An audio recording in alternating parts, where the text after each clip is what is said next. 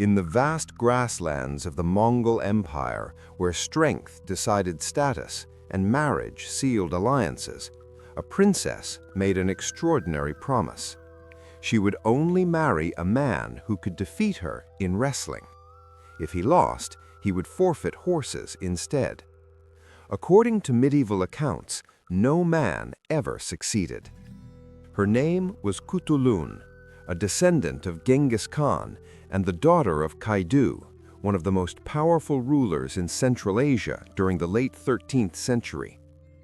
In a world dominated by cavalry warfare and political rivalries, she was known not for diplomacy or beauty alone, but for physical strength and battlefield skill.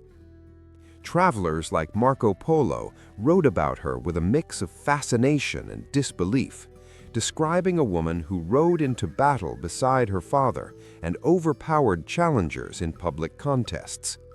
But behind the legend lies a deeper story. Khutulun lived at a time when the Mongol Empire was divided, its western and eastern branches locked in tension and competition. Her father challenged the authority of the Great Khan in China, and the steppe was once again a place of shifting loyalties and war. Khutulun was not just an athlete defying suitors, she was part of a struggle that shaped the future of the Mongol world.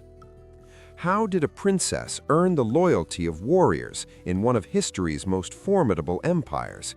And why did her influence spark political conflict within her own family? To understand Khutulun's legend, we must step into the turbulent final chapter of Mongol unity. To understand Khutulun's world, we must return to the late 13th century, when the Mongol Empire was no longer a single unified force. After the death of Genghis Khan in 1227, his vast conquests were divided among his descendants.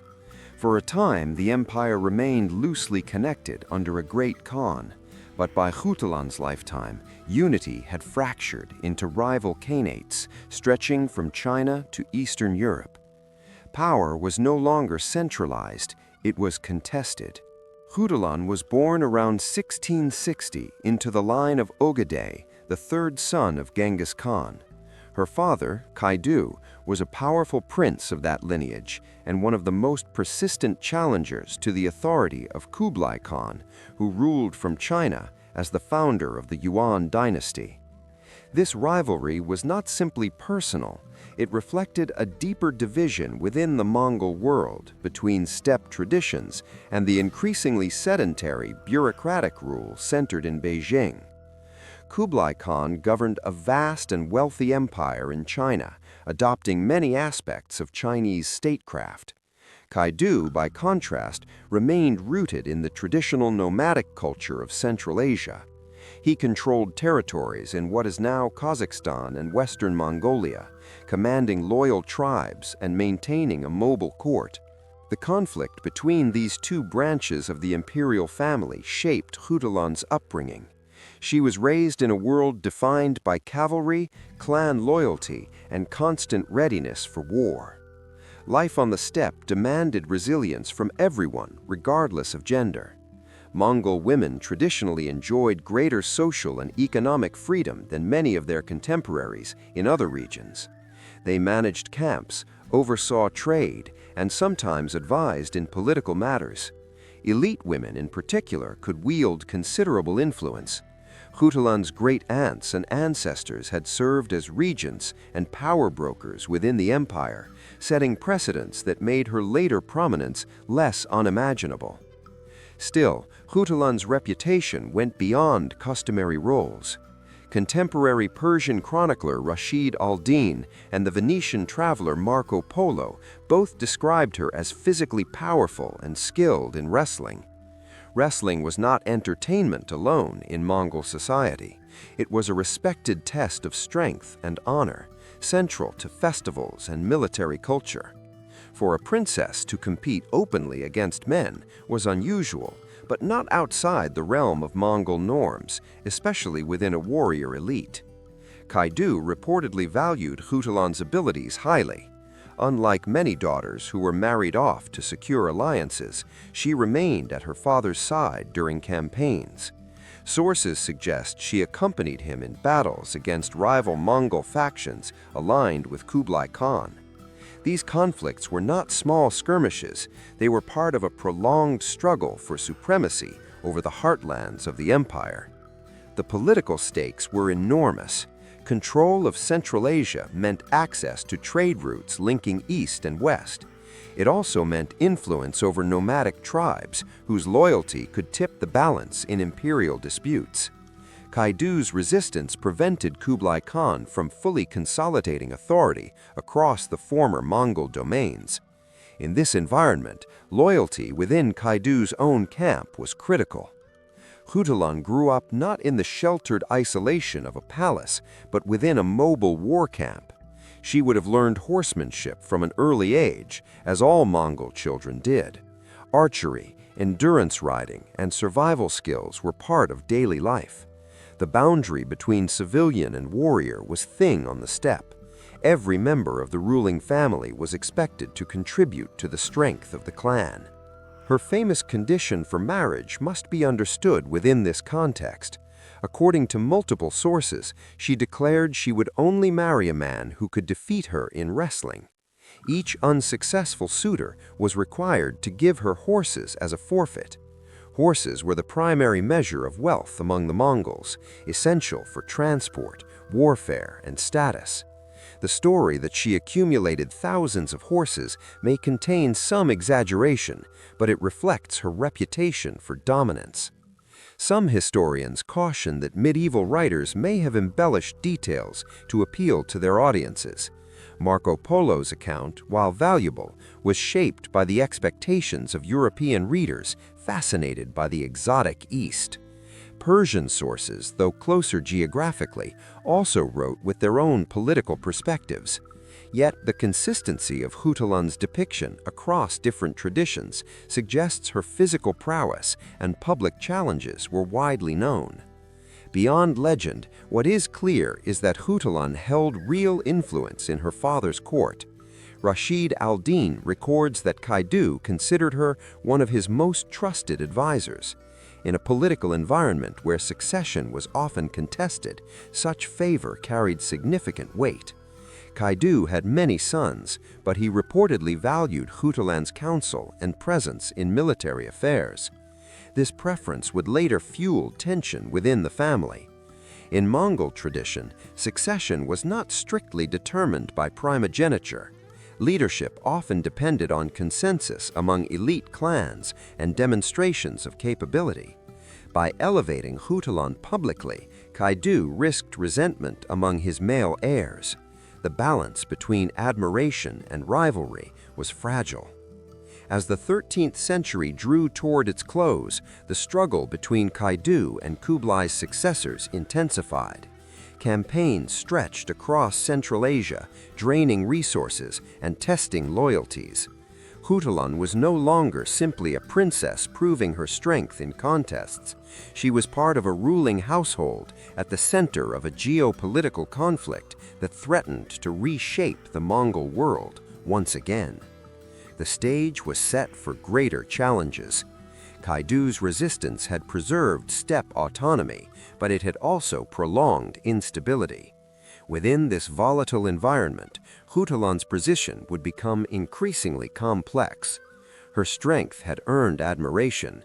Soon, it would draw political consequences that reached far beyond the wrestling field.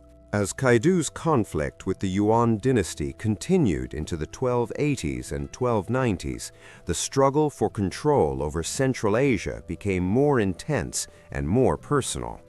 Kublai Khan's generals sought to secure the frontier regions, while Kaidu aimed to preserve the independence of the Ögedeiad line. This was not a symbolic dispute. Armies moved across the steppe, alliances shifted among Mongol princes, and entire tribes were drawn into the rivalry. Khutulun's role during these campaigns elevated her beyond legend. Persian chronicler Rashid al-Din records that she frequently accompanied her father on military expeditions and took part in battle. She was not a ceremonial figure riding behind the lines. Accounts suggest she fought actively, riding into combat and even rescuing her father during engagements. While exact details are sparse, the consistency of these references indicates genuine participation in warfare. Her presence on campaign served multiple purposes. Militarily, she strengthened Kaidu's inner circle at a time when loyalty was everything. Politically, she symbolized continuity with the legacy of Genghis Khan, reminding followers that Kaidu's cause was rooted in tradition. On the steppe, legitimacy mattered as much as force. A leader who could embody ancestral strength held an advantage. Meanwhile, the wider Mongol world was evolving. In China, Kublai Khan had established a stable imperial administration, blending Mongol rule with Chinese bureaucratic systems. The Yuan dynasty commanded enormous resources and population centers far beyond anything available to Kaidu. This imbalance meant that Kaidu relied heavily on mobility, alliances with other princes, and control of strategic trade routes across Central Asia. Khutulun grew into adulthood during this prolonged war of attrition. The famous stories of her wrestling contests likely unfolded during periods of relative stability between campaigns. According to Marco Polo, princes from across the region sought her hand in marriage, drawn by both her status and reputation. Each challenger had to face her in a public match, risking humiliation and the loss of valuable horses. These contests reinforced her authority in a society that respected physical strength. They also allowed her to resist being used as a diplomatic pawn. Marriage among Mongol elites was often a political tool to secure alliances. By setting conditions that most suitors could not meet, Khutulun maintained unusual autonomy. Whether each detail of the horse forfeits is exact or somewhat exaggerated, the pattern reveals her ability to shape her own fate. As Kaidu aged, the question of succession loomed. He had multiple sons, each with potential claims to leadership. Some sources suggest Kaidu favored Khutulun and considered naming her as his successor, an extraordinary possibility in a largely male-dominated political structure. However, Mongol tradition, while flexible in some respects, rarely placed women directly on the throne as khans. This perceived favoritism deepened tensions within the family. Rivalries among Kaidu's sons intensified as they sought to secure backing from influential clans. In this environment, Khutulun's prominence became politically charged. What had once been admiration could now be interpreted as threat. At the same time, the external pressure from the Yuan dynasty did not relent. After Kublai Khan's death in 1294, his successors continued efforts to curb Kaidu's independence. The frontier between Central Asia and Yuan territory remained unstable, marked by raids and counter-raids. Each campaign drained resources and tested the resilience of Kaidu's coalition. In 1301, a major confrontation took place between Kaidu's forces and those aligned with the Yuan dynasty and their allies. The conflict ended unfavorably for Kaidu. During this period of warfare, Kaidu was reportedly wounded and soon died, marking a turning point for his faction. His death created an immediate power vacuum. The transition that followed exposed the fragility of the structure he had built.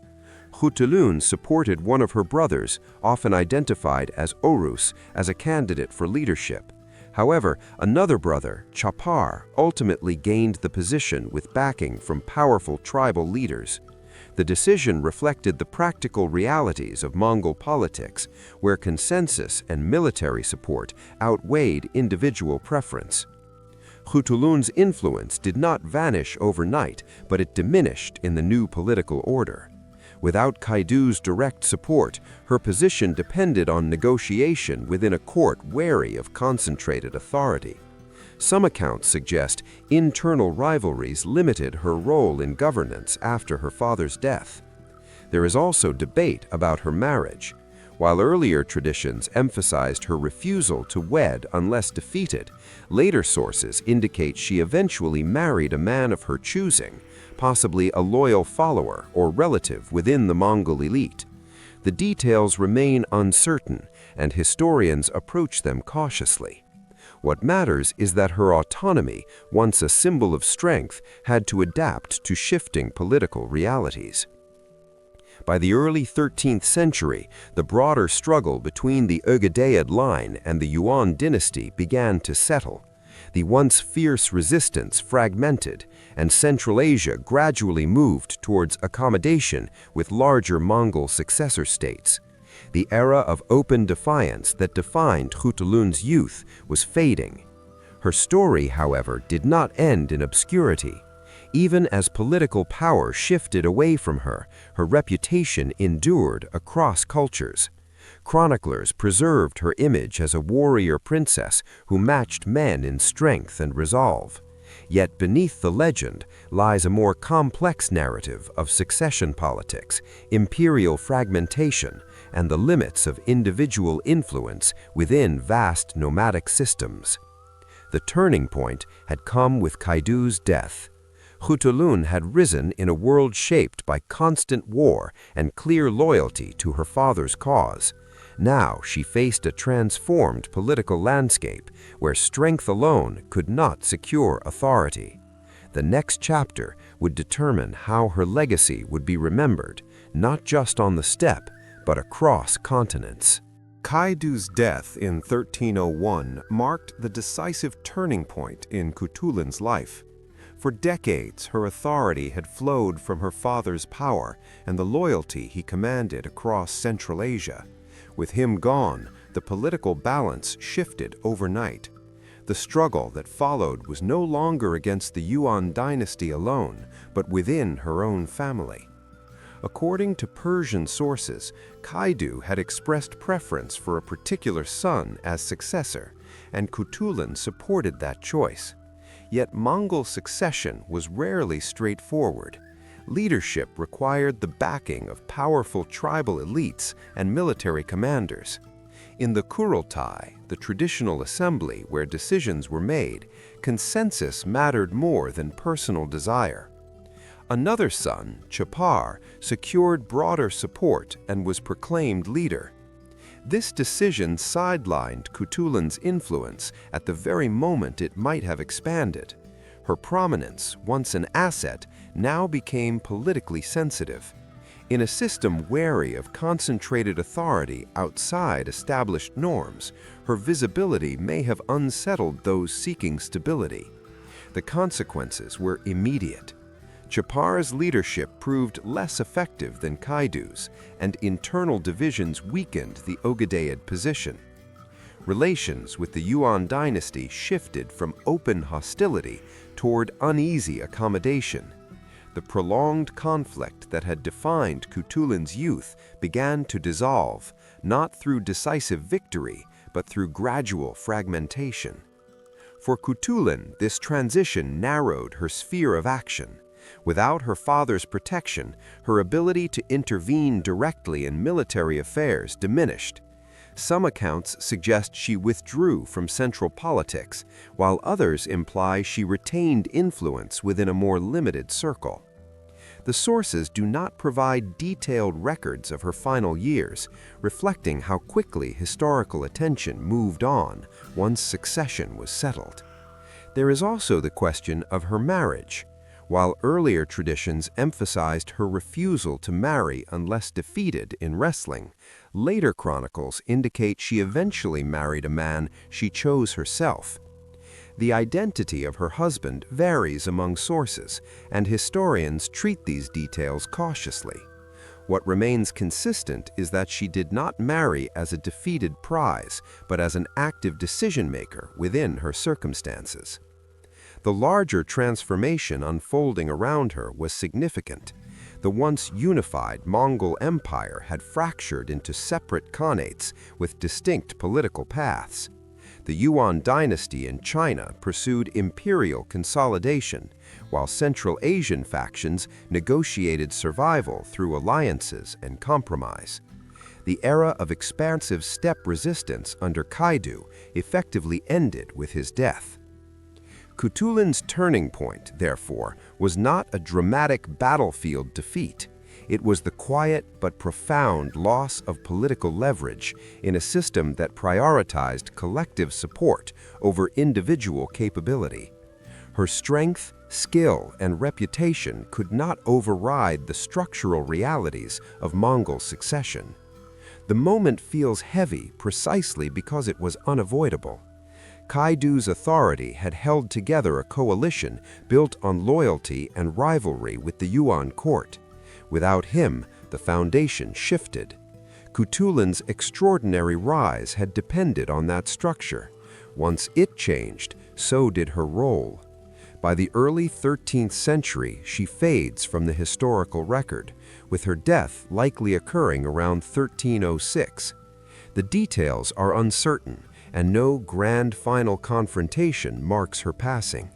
Instead, her story closes in the shadow of political realignment. Yet this quiet ending underscores the historical weight of her life. Khutulun had stood at the center of the last major resistance to Yuan authority in Central Asia. She had embodied the martial traditions of the steppe at a time when the Mongol world was redefining itself. The turning point was not only personal, but civilizational.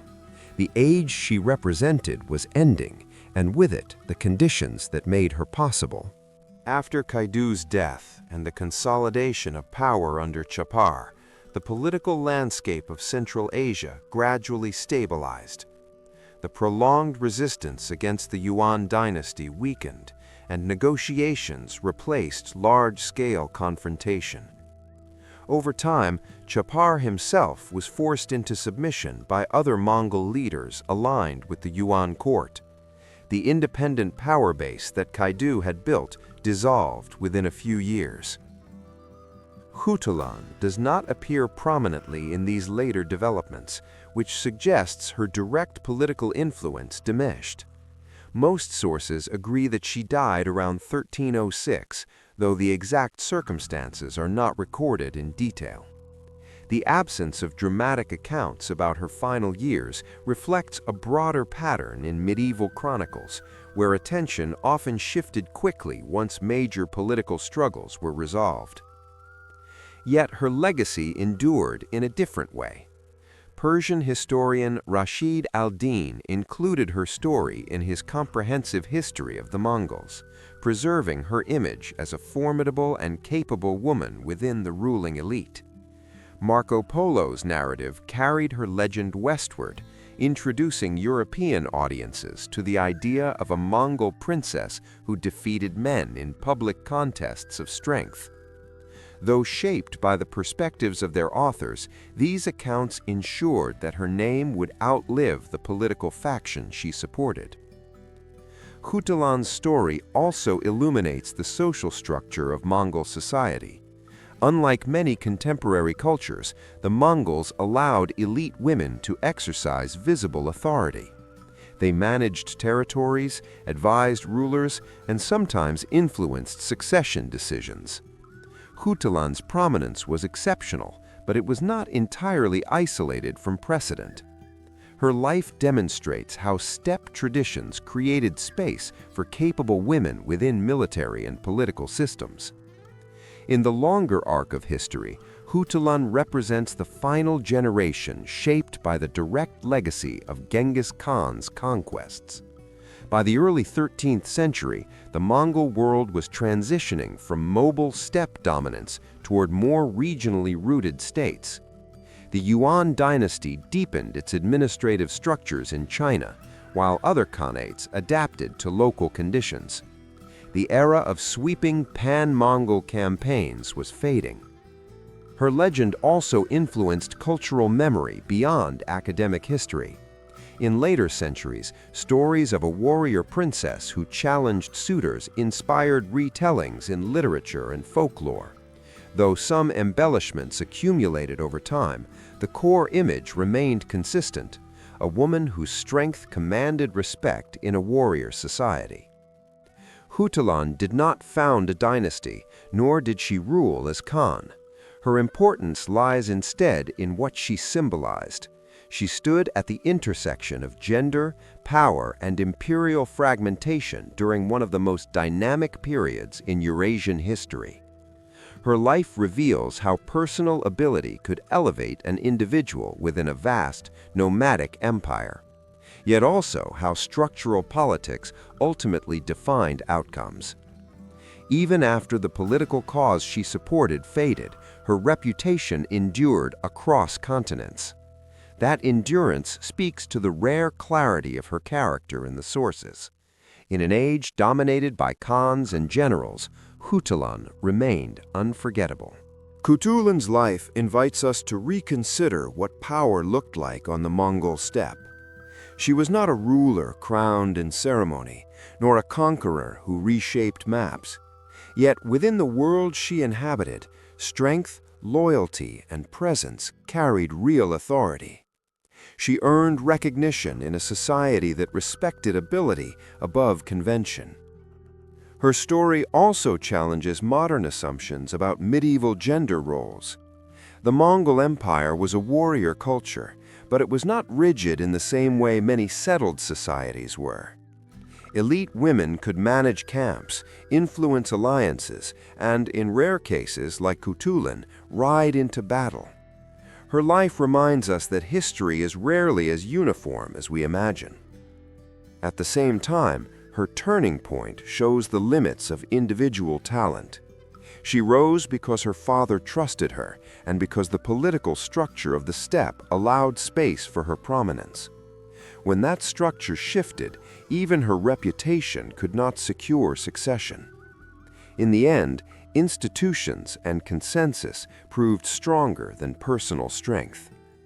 Yet the fact that her name survived in Persian chronicles and Venetian travel accounts speaks volumes. Among countless princes and warriors, Khutulun stood out. She became a symbol of resilience and independence at the twilight of unified Mongol power. What makes a legacy endure? Is it conquest, leadership, or the courage to defy expectation? Khutulun left no empire behind, but she left a story powerful enough to cross continents and centuries. If her life reshaped how you see the Mongol world, share your thoughts in the comments. And if you enjoy exploring the untold figures of history, consider liking the video and subscribing for more stories that bring the past vividly to life.